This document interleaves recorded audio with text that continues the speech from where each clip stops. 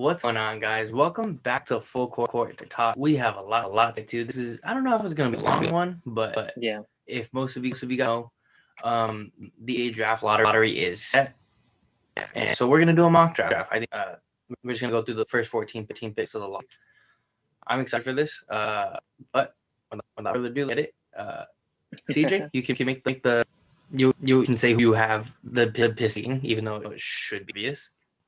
Yeah. Well, you know what? Honestly, my guy is Jalen Suggs for the number one pick. However, I had to go with Cade just because of a fit standpoint. Especially since they already have somebody that plays like Cade. And so like Jalen. So I figured, Cade is the bigger guard of the two. And so I honestly think, for those of you who don't know, I think Suggs is the best player in the draft. I think that season in Gonzaga was not a fluke, even though they went undefeated and lost. But he was a big reason. And Cade Cunningham from Oklahoma State, he does what Suggs does, but he's taller, and I don't think he's as good of a defender. But he's definitely a franchise altering player, and that's what the Pistons need. I think they need help just about in every area. But that guard spot, definitely. So I have Cade, surprisingly. Like, everybody knows I love Suggs, but I have Cade going at number one. Yeah, I think Cade Cunningham is the consensus number one overall pick. I think if the Pistons don't select Cade, they're overthinking. Yeah. 20 on 44% field, 43. He grabbed 6 point rebounds, 3.5. He was very good in his freshman season on a not so good OSU team. Yep. It's the obvious choice at number one. I as much as Jalen Suggs too. I think you said Killian Hayes is there. Just drafted him. He is so skilled in the offense, and with like a mid size, I think he just can pass him up. He's too good to pass up at this point. But I will say the Pistons are looking to looking to trade because they like bigs. Maybe they're overthinking and go Mobley. But I think if smart, which I hope they go with Cade. Yeah. Who do you have the Houston Rockets selecting?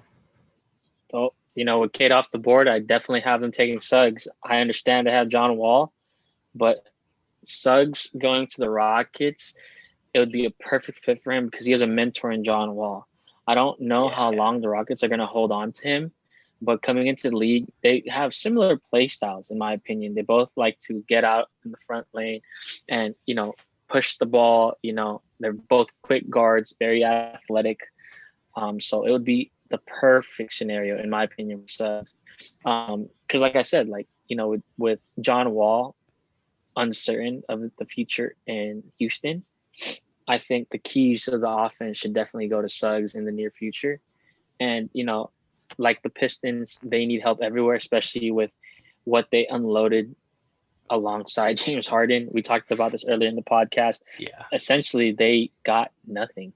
No disrespect to the players, but, they need just help just about everywhere. And, the Rockets, after getting rid of Harden, became an even more terrible team, And so, I got them taking my guy, Jalen Suggs, at 2.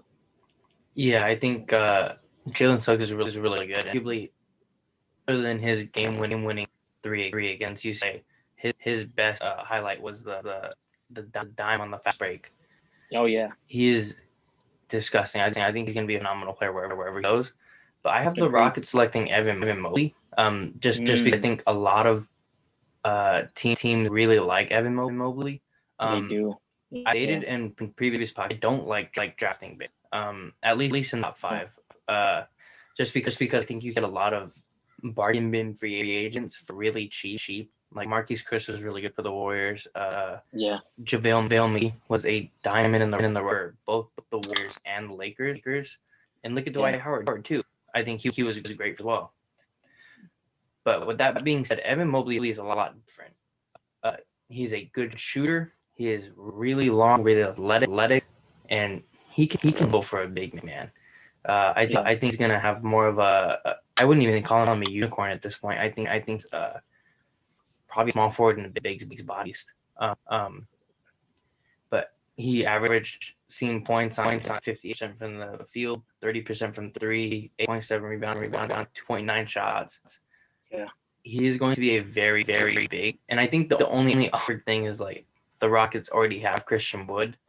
Yeah. But if you can kind of trade Christian Wood for a wing, I think that puts you in a better position, especially how coveted Christian Wood will be because of his contract. Yeah. I think Evan Mobley fits on that team, especially if they keep John Wall as just a guy to get him the ball. I think that'll be very good. But yeah. and with the Rockets going forward, they have a lot of questions they need to answer. It'll be interesting to see what go. Yeah. But for the Cavaliers, I have them selecting Jalen Green. I think you can pass up on a guy like that. Jalen Green is very good, and out of the three players that went straight to the G League, Jalen Green is the best. Jonathan Kuminga struggled on the off, and then Isaiah Todd got it going late. But Jalen Green is very good. He's a pure scorer. He's really smooth on the offensive end. I think he's got really good ball handling for his size. Yeah. And I think his potential as an action scorer will be next to Darius Garland. Yeah. And I mean, going up against pro, averaging 18 points on 46% from the field, 36 from three. He's going to be a very good NBA player. And I think with the Cavs kind of opting to build around Darius Garland, Colin Sexton will more likely be traded this offseason. So it'll be interesting to see where he goes. But who do you like Cavs selecting? So I actually, the Cavs, for me, I have them taking Mobley. Just because they just drafted Isaac Okoro. I think, at the forward spot with Jared Allen and him, I mean, obviously, like, they're young and up and coming players, but, like you said, you can't pass up on a talent like Mobley. I wanted to say he kind of reminds me of Onyeka Okongwu since they both went to USC, but he's just more mobile than he was because Okongwu is doing great for the Hawks right now. You know what I mean? I understand that he was injured in the beginning of the season, but he came back and is actually helping them in this playoff run. And so, like Okongwu, Mobley is long. He stretches the floor. I think the advantage that he has, though, is that he has a better shot. And like you said, he's more nimble. But the Cavs taking him, I understand they have, like I said, they have Jared Allen, but Jared Allen can't stretch the floor like Mobley can. And so I think they would want to pair those two together. I mean, they already had Andre Drummond and, another big playing alongside one another. So I think that's definitely the way to do it. And, in recent days, the Colin Sexton rumor has started, right? And so I wouldn't be surprised if they also took Jalen Green because, of the two guards, they got to keep one and they want to have somebody to pair that guard with, right? Yeah. But, you never know because maybe they can package the pick with Sexton. Who knows? But it sucks that the possibility of them getting traded is around because they're really fun to watch when both of them are healthy, And so, the Cavs, ever since LeBron left, they've just been trying to find an identity. So that's why in my list right here, I have them going either or Evan Mobley or Jalen Green. But for me, I'm going to go with Mobley. I think the Cavs they need help at down low because Jared Allen can't do everything. Yeah. But then again, like you said, this guy can't be labeled as a unicorn because I feel like, being more nimble like that, like you said, he's a forward in a big man's body. Yeah. And, being a unicorn is a big, you still play like a big, but you have guard-like moves, right? Yeah. So this is quite different. But, yeah, Evan Mobley to the Cavs. Yeah, I think the problem with the Cavs is they went a Dame Lillard and CJ McCollum route. Yes. It makes sense because they never had success to replicate. Mm-hmm. So we'll see what happens with them. They have a lot of questions to answer, as just like the Rockets. But for the Torontos, I have them selecting Jalen Suggs. Like CJ, he is one of my favorite players in this draft. I think between Jalen Suggs and Jalen Green, they're both favorite players. I think they're gonna be amazing. Yeah. But Jalen Suggs is destined for greatness. After that game win against UCLA, and he averaged 14 teams, 50% from field, 30% from three, 5 rebounds, 5 assists. He is very good. He's like a jack of trades. Finishes really well. The jumper is a little shaky. It can get better, but I think his ability to play both ends is what's going to make him most money. I think he's going to be a phenomenal point guard.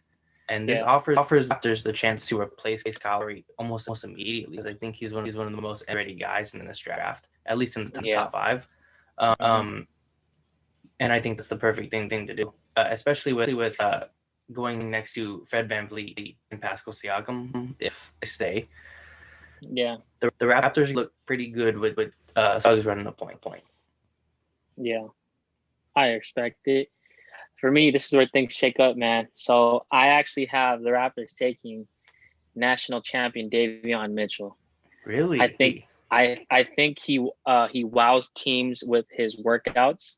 I think he can crack the top five, only because he always plays like he has a chip on his shoulder. And like you said, Kyle Lowry's on his way out of Toronto, and and with the two guards in my mock draft already gone, I think Toronto might be looking for a guard to replace Kyle Lowry, and one better yet than a guard who is a hard-nosed defender and is already a winning player, and he's already experienced. You see the success that they had with VanVleet. So I think they give Davion Mitchell a chance, and I understand, like, in my board, there's also Mobley/Green still out, depending on who the Cavs pick. But I think this is just a fit. You know what I mean? Because for the most part, the Raptors have the pieces in place. Unfortunately, they just couldn't put it together this past season. But they still got Pascal for now. Still got VanVleet. They got guys like Stanley Johnson, OG Anunoby.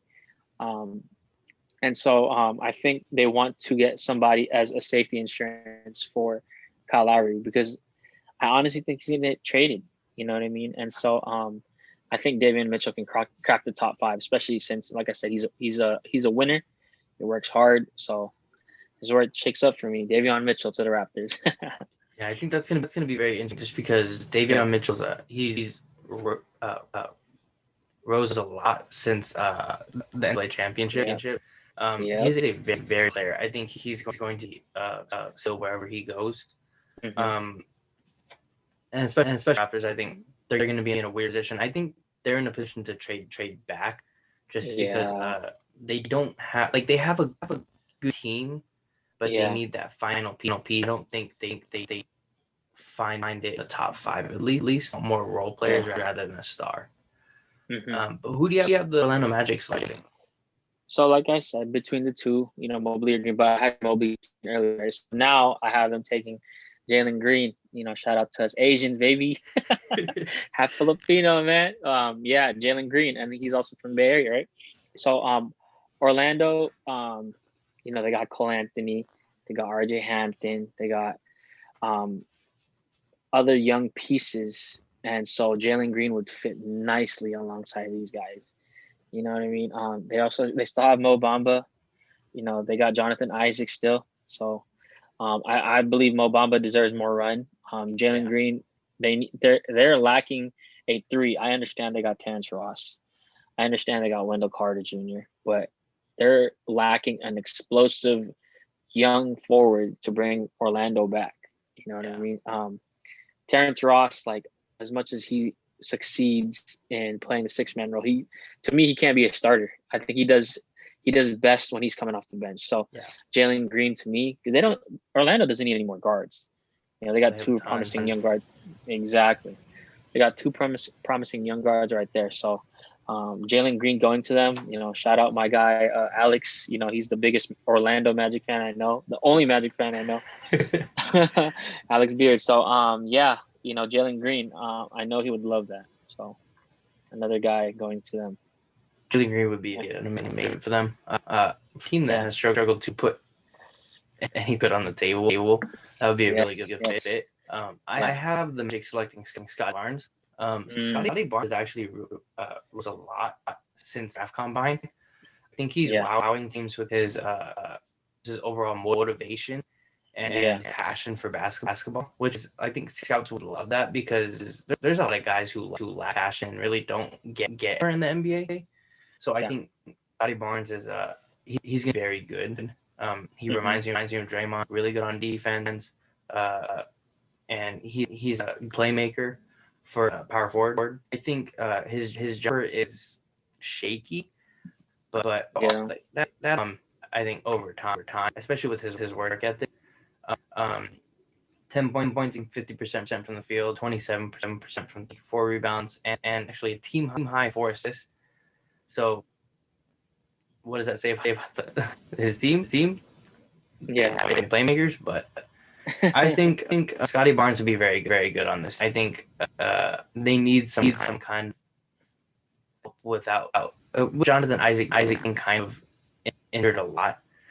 Scotty Barnes can kind of maybe be carving a lot of minutes right away, but I think he'd be very good. I think he's gonna have a good rookie season. I don't know if he's gonna win rookie of the year, but I think he can be a very good role player, at least starter early on. Yeah,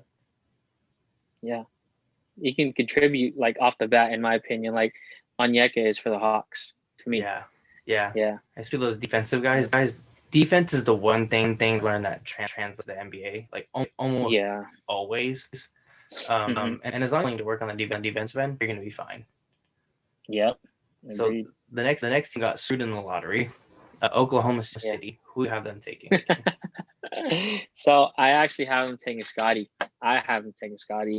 They got Shea, they got Lou Dort, came out of nowhere. you know. I understand they just traded Al Horford and Moses.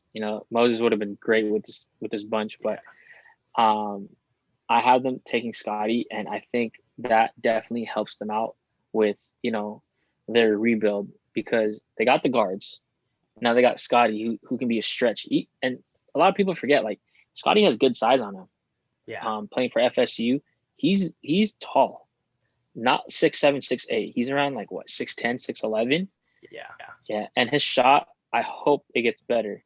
This is a guy that can play above the rim with Shea. One of my favorite young players right now. And so, the Thunder, they got picks for the next 25,000 years, bro. So honestly, they can do no wrong when it comes to the draft. So, what do you call this? Going forward, like, I just hope that, they could just put it together like how they drafted KD, Westbrook, and Jeff Green. But the first step to that is Scotty Barnes for me. I think Barnes is a that fits damn near every single team. He's just a guy that's willing to work and just get into the nitty gritty and just grind it out. Especially, man, Lou Dort and Scotty Barnes offense would be disgusting. Yeah. Yep. Agreed. I actually have them selecting Jonathan Kuminga. He's kind of a weird guy to me. He, like Jalen Green, skipped the college term right away. They played G League Ignite alongside Isaiah Todd. He offers raw athleticism and the potential very good player. And I think defensively he is very, very good. Next to Shea and Luke Dort could be a very nasty duo. He averaged 16 points a game on 38% from the field, 24 feet, and he grabbed 7 boards a game. So not the most efficient numbers, but I think the problem with his shot selection isn't great. Yeah. But we'll see if that kind of translates. I think at least on Thunder, he had the ability to grow with the team and kind of become a better player. But with his unique combination of size and speed, I think you can really pass him up. Regardless if he can't score as much or score efficiently right away, I think just giving him the season to progress would be really good for him. Yeah. My favorite team up next. Let's go. I know you're excited for this, so I'll let you go first. Oh man. So, hey man, I have your Warriors taking my guy, Jalen Johnson. I have them taking Jalen Johnson, and in the earliest mock drafts, the Warriors, had Jalen Johnson on the draft board, not the actual team, obviously, for people doing mock drafts. But I think this is a good fit for him. However, he needs to, if Jalen Johnson does in fact get drafted by the Warriors, he needs to start looking at houses elsewhere, just because he might get traded. You're not you know, wrong. but although like I'm not a fan of him giving up on Duke so early. Yeah. Says a lot about his character, so that's going to be a lot of questions going into the draft. I also wouldn't be surprised if he falls out of the lottery, which is kind of extreme, but it's all about attitude, in my opinion. Like you said about Scotty, scouts love him, teams love him, right? A lot could be the same about Jalen Johnson. Every questionnaire that he does moving forward is going to bring up why he gave up on Duke, why he quit the season early, right? But you can't deny the talent. He doesn't have a steady jump shot. His shot is kind of unorthodox, honestly. However, very athletic, freakishly athletic. And I understand that as of right now, the Warriors have Oubre and Wiggins. I believe one of them is out. And the obvious choice is Oubre. But, with him going out, you would need somebody to back up Wiggins. And I think just Jalen Johnson just fits you guys well. Playing alongside greats in the trio of Steph, Clay, and Draymond. We know what Draymond is capable of doing to these young guys. And I know he'll appreciate, having somebody that can run the floor with him again. But yeah, Jalen Johnson to the Warriors, I really like that fit. Yeah, I think Jalen Johnson is interesting to me. He reminds me of Ben Simmons because he doesn't have the jumper. Even he shot 40%, I believe, from three. He only had 18 attempts, so it wasn't a great sample size. He's very interesting because he can pass and score. But I think it's just the attitude for me. I think I'm not too sure where he would sit on a bad team if he went to a bad team. Going to a team like Warriors would be good for him because he would be able to be on a winning team. But he get time, I'm not sure. Yeah. But I have those selecting Moses Moody. He is an exciting player. He can shoot with the best of them. He's a good scorer. I think the most exciting thing is his length. He has a 7'1" wingspan, so that offers a lot of potential on the defensive end. Standing 6'6", he's got good size. I think he's going to be a good player for a long time. Even though he averaged 17 points per game, 40 from the field, 36 from three, he also grabbed 6 rebounds. So I think he's going to be a very good player going forward, especially for a team like the Warriors who need a kind of microwave guy off the bench who can score with the best of them. I think Moses Moody is my choice here. I had trouble choosing between Mook Knight and Moses Moody just because both of them are similar in their scoring. Ultimately, I went with Moody because of his defense. Fair. But the 8th pick, the Orlando Magic, a team who somehow got 2 top picks. Yes. Which not a lot we're talking about because the Magic, some really poor decisions. Ultimately going with athleticism for polish, which is not good. I think they learned from this and they go with James Bouknight. He's a very good scorer. Stands at 6'5". I think he's going to be a very good player. He can handle the ball.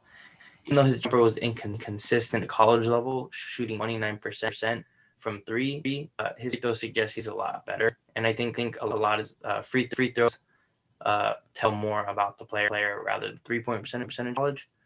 I think I saw a video Book shooting threes at the draft combine. I don't think I saw him miss a single shot. So he is going to be very good. I think he just needs to fall into the system.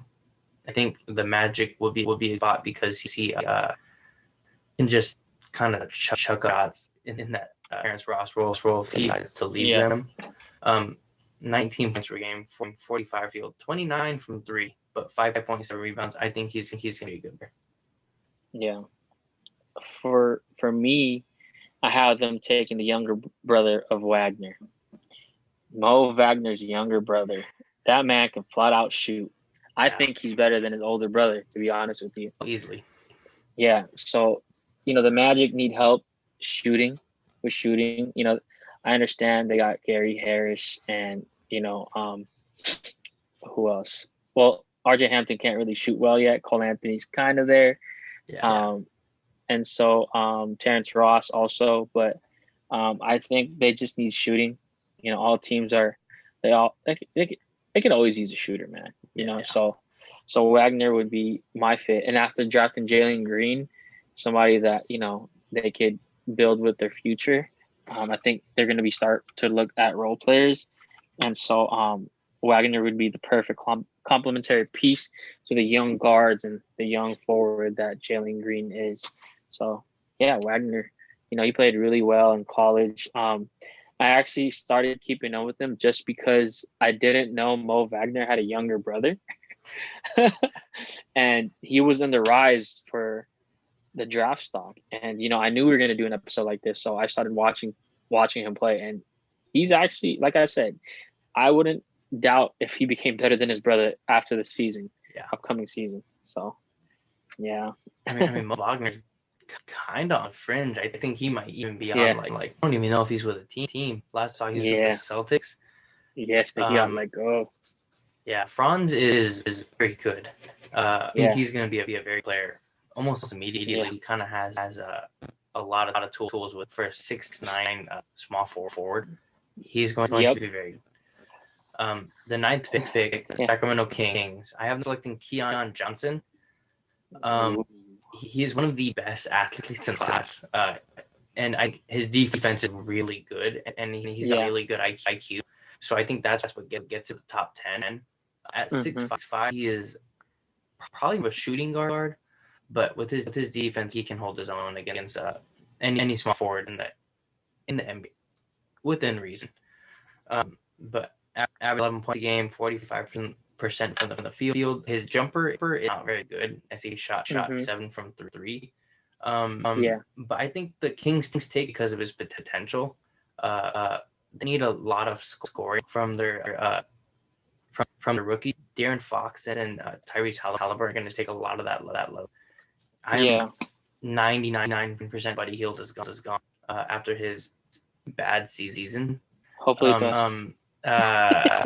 honestly, I can see it. But I think both their picking will help ease Keon Johnson into the NBA, and I think he's a very good player forward. I think the only thing to say about him, he could be like Michael Kickers, good defense knowledge, and that's all he does.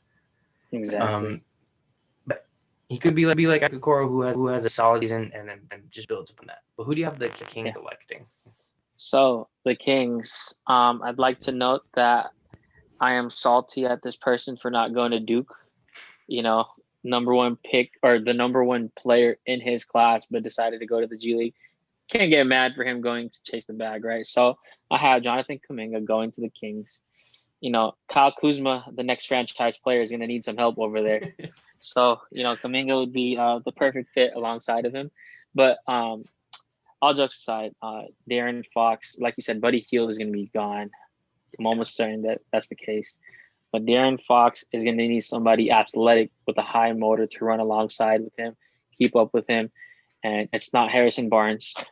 Let's be real. So Kuminga is not going to be a starter immediately, but I say he earns those minutes down the line when, the Kings know that they're not going to make the playoffs. That's usually when they start, no disrespect to them, but that's when they start giving the minutes, and that's when you see the talent, right? And, I don't want to make fun of my guy, Marvin Bagley, but he just hasn't panned out for the Kings. And after striking out with these couple drafts in the past years, I know they're looking for a home run, and I think Kuminga is a safe bet. And like you said, like out of the 3 G League players who chose to play there instead of going to college, he wasn't the best. That goes to Jalen Green. However, he's had some flashes, and you can't deny the talent there. Yeah. He has good size, good wingspan, and just being a young and upcoming forward, like he can definitely make an impact. But like I said, we won't see much of him until maybe later on, barring an injury happens, knock on wood. And so, yeah, Kings, Kuminga. And I think the interesting thing is that we kind of both selected very similar players, Keon Johnson and John Kuminga, both very defensive heavy guys. Who Yes. aren't the best scoring, but Yeah. their defense make their money. Yes. With the next pick, who have the Pelicans selecting? I actually have them taking Moses Moody. I have them taking Moody. Yeah. So I know they don't want to give up Zoe, but it might be a possibility. But say they keep him. Moses Moody, who's 6'6". The Pelicans need a shooting guard, flat out. Yeah. You know, they got the guard, they got Brandon Ingram, they got Zion. Josh Hart wants out. Apparently not to the Pistons. I felt you know, yeah, and Steven Adams is still there, but Zoe is one of the best passers in the game. He's very smart, very intelligent player. So Moses can definitely thrive off of playing alongside him. And you know, the Pelicans do not need a forward. They got that covered. So they need a guard that can take the load off of BI. And I know Moody won't be the complete starting two from the jump, but he can definitely work his way up. And it's just the fit is best with him going there. So yeah, Pelicans and Moody. Before I make my pick, I want to say that it's weird that someone jersey swap Josh Hart. Yeah. I like Josh Hart. I think he's a good guy. I'm not gonna go ahead and like take my time to make a perfect jersey swap for him. Yeah, it was actually a really good job. It was. Anyways, I do like Moody on the Pelicans because we think they need a nice shooter next to Guy and Zion. And so passing the ball to him would be very good because Moody moves very well off the ball. He does, yeah. But I have the Pelicans select Josh Giddey. I didn't know much about him before doing the mock draft, but looking now, he is a specimen of a player, 6 point guard. As an OC's player, and the most interesting thing to me, he actually started and played a lot of minutes. When a lot of these guys don't actually play a lot of minutes, so it's very interesting to see. He's gonna tower over any opposing point guard because he has a 6'8" height advantage. He is a very playmaker. Average 10 points a game, 40% from the field, 29 for 3. He's not a greeter, but he averaged 7 rebounds a game and 7 assists. So he fills the stat sheets. And I think the Pelicans take Giddey because there's a lot of surrounding uncertainty with Lonzo. It seems like all the Laker players want out, so maybe they take him as an insurance policy. Exactly. But Giddey immediately is his replacement, and I think could actually be a better fit in the long run because next Zion, Brandon Ingram, even Jackson Hayes, I think Giddey could thrive because of his playmaking abilities. That's a lot of what to pass to. It'd be like Rubio coming to the Pelican. So especially it's hard to up on a point guard that's safe, even though it usually doesn't work out as we've seen Michael Carter Williams. Especially when they don't have a jumper, it's very tough to kind of make any kind of in the NBA. But if he can make the jump, I think the Pelicans go for Giddey due to his size because they like big point guard, obviously with Zoe. Yeah, agreed. But go ahead. No, I was just gonna say like I agree with that too. I think like you, I did not know much about Giddey, but after watching the NBA Draft Combine, and I know he wasn't there, I had to do research on every single one of these guys because the podcast. But fit wise, I think he's another player that fits alongside them. It would definitely complement Zion and Zoe for sure. Yeah, and I think the interesting thing is like he's really weird because he's not like he's in some lottery draft, but he's also as deep as the 20th pick. So I think there's a Yeah, lot I of saw that too. uncertainty with him. Yeah. But with the Charlotte Hornets, I have them selecting Kai Jones. Kai Jones doesn't have stats as he averaged 9 points a game on 58% and but he shot 38% from three. So he has a nice smooth jumper, and he's at 6'11". And if there's one thing that LaMelo can do, he can pass. So I think getting him a nice big who can stretch the floor, as well as a guy who can jump out the gym like Kai Jones, I think that's a perfect fit for the Hornets. And although his rebounding isn't great, I think he averaged like 5 rebounds a game, and sounds a lot like Miles Turner. Defensively, he's not great either. I think average under a block a game. So especially in college, it's not very good. But I think they go off of his potential and his athleticism, because theoretically, if you jump high, you should get blocked. So I think they go on him, and I think the Hornets take a flyer. They go Jones. Yeah. Good pick. It's a good pick. For me, I have 3 players in this draft that are going to make some noise when it comes to the combine and their workouts. The first one is Davion Mitchell, like I said. The second one is my pick right now. I have Keon Johnson out of Tennessee going to the Hornets. And it's simple because LaMelo and Miles Bridges have built a connection there. And I think Keon Johnson is going to complement those two very well. He plays above the rim. You know, the guy just set the record for the highest vertical in the combine. Yeah. So I know the Hornets are probably thinking, wow, this is another one that we can add to the show, right?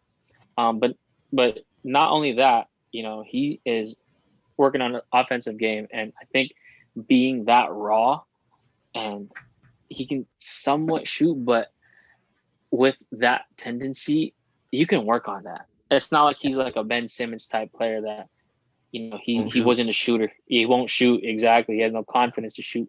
But they can definitely work with him on that. And, with 2-3 guards over there at the point guard spot, they need a 2. Yeah. I understand that they got Graham and Terry Rozier and LaMelo, but they need somebody to be able to play a true shooting guard. And I think that's him. And I think one of those guys either gets traded or leaves, you know what I mean, of the 3. So I think Keon Johnson is a perfect fit for them. Yeah, and especially for the Hornets, they need a lot of defense. Yep. They are one of the most exciting offensives, but defensively they are horrible.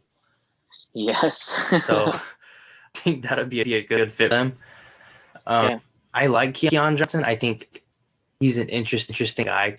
I mean, he's so athletic, and the NBA loves athleticism. So it'll be interesting to see what he does right away. But for the pick, it's Spurs, and I have them think Franz Wagner's brother. Yeah. I didn't know he had a brother until I did this as well. I think right away he's already better. Only played well in Lakers because they were that bad at the time. But 6'9" for small forward, that's good size. As well as I think he's like 220 pounds. What he doesn't look like he looked like a stick, but yeah, I think with his can't talk, a nice smooth jumper. Play a bit of the point forward because he's got a good some good playing abilities. He averaged 12 a game on 56% from the field, 4 from 3, 6.5 rebound and 3 assists. He had a very, very good season at Michigan, and I think he just thrives in that Greg Popovich system with the Spurs. If Popovich continues his career, he reminds me of Slow, except he's not slow. Kyle Anderson. I think he's going to be a good fit. I think Franz, wherever he goes, he's going to be loved by any team because he offers a lot of good. He's not going to be a star. He might not even be a starter, but he's going to be a very good role player for a long. Agreed. We all know Pop's history with getting international players, so that's a solid pick. For me, I had them taking the Aussie, Josh Giddey. Yeah. They can't deny the shooting. You know, I believe that Pop is salivating over the fact that there's an international guy that's cracking the top 10 that he possibly can get. You know what I mean? He has an up and coming star with Johnson. You know, he still got Trey Jones. He got DeJounte Murray. He got Devin Vassell. So, you know, the Spurs, they were on the verge of making the playoffs, but they just couldn't put it together. Yep, exactly. But I believe that Josh Giddey can help out, assuming that they take him. As you said earlier, like I believe that he would stretch the floor with playing alongside DeJounte Murray because DeJounte Murray is one of the fastest players in the game, and he's always on go.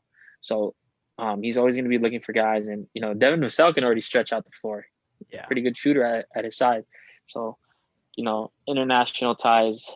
I honestly believe if Wagner doesn't go to the spot that I have chosen, I wouldn't be surprised if Pop chooses him. I think he's choosing between the two. Especially at that point in the draft. So, yeah, Josh Giddey.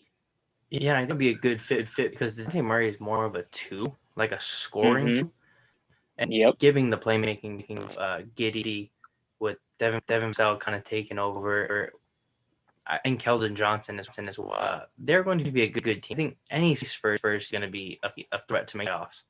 So going forward, I think they need someone like that.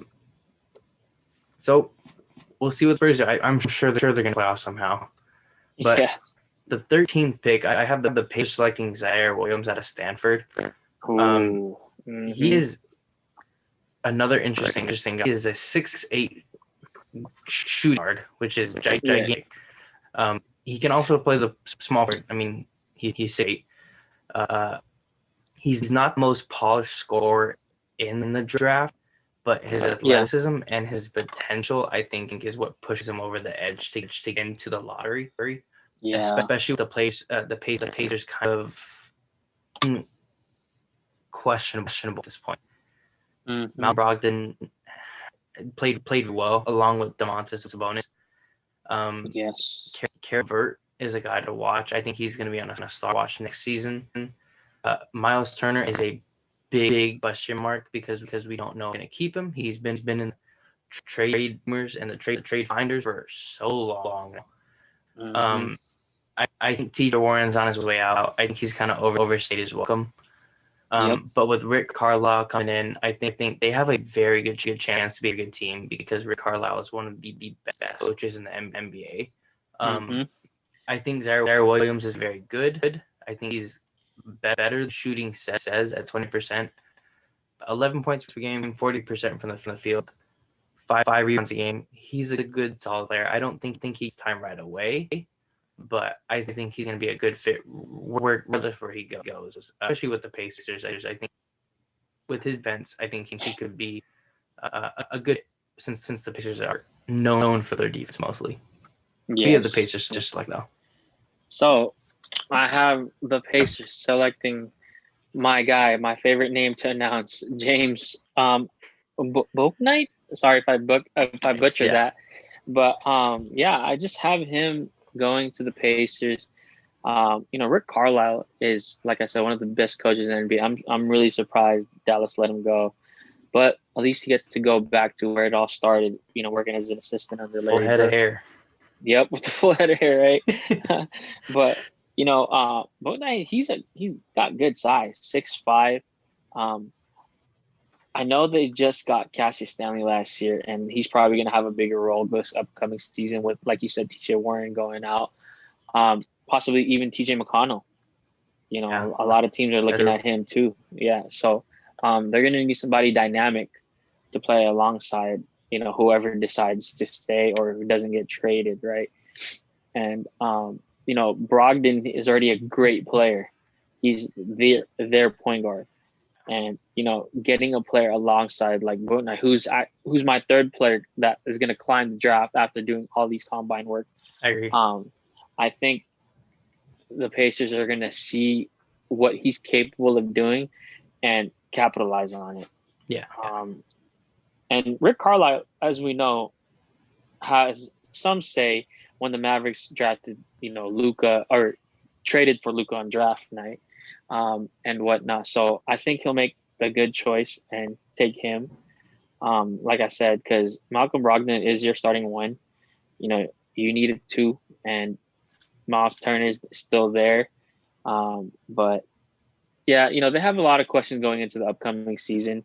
But hiring Rick Carlisle and this draft, first thing that he's going to do as the new coach, I think they got a good start.